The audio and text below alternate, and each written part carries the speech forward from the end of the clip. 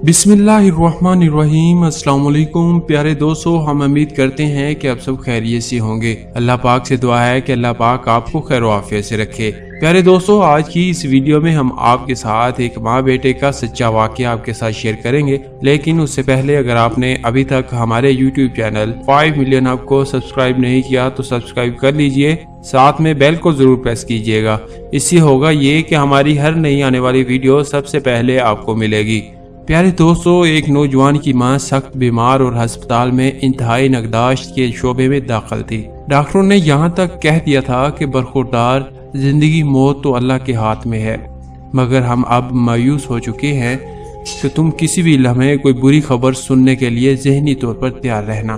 प्यारे दोस्तों, रात घर गुजारने की सुबह मां से मुलाकात के लिए अस्पताल जाते हुए नौजवान रास्ते में एक पेट्रोल पंप पर कार में पेट्रोल डलवाने के लिए रुका और अपनी बारी का इंतजार करते हुए इसकी नज़र सर्विस शॉप की दीवार के पास पड़ी, जहां एक बिल्ली ने खाली डब्बे के नीचे बच्चे दे रखे थे। पहले दोस्तों, नौज़ायदा बच्चे बहुत ही छोटे थे जो अभी तक चलने फिरने के काबिल भी न थे।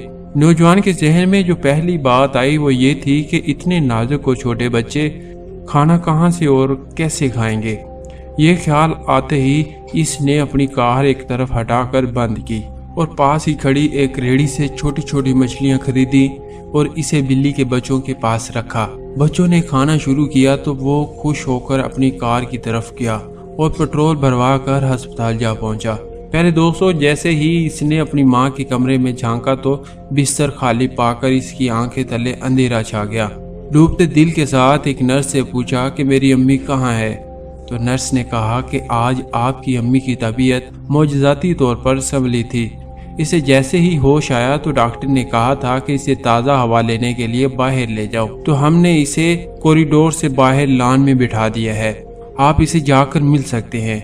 प्यारे दोस्तों, नौजवान भागता हुआ अपनी माँ के पास पहुंचा और इसे सलाम किया, हाल अहवाल पूछा तो इसकी माँ ने कहा कि बेटा, आज सुबह ही मैंने ख्वाब देखा कि एक बिल्ली और उसके छोटे छोटे मासूम बच्चे आसमान की तरफ हाथ उठाए मेरे लिए दुआ कर रहे हैं। बस ये ख्वाब देखते ही मेरी आंख खुल गई और बाकी की सूरत हाल तुम खुद देख रहे हो।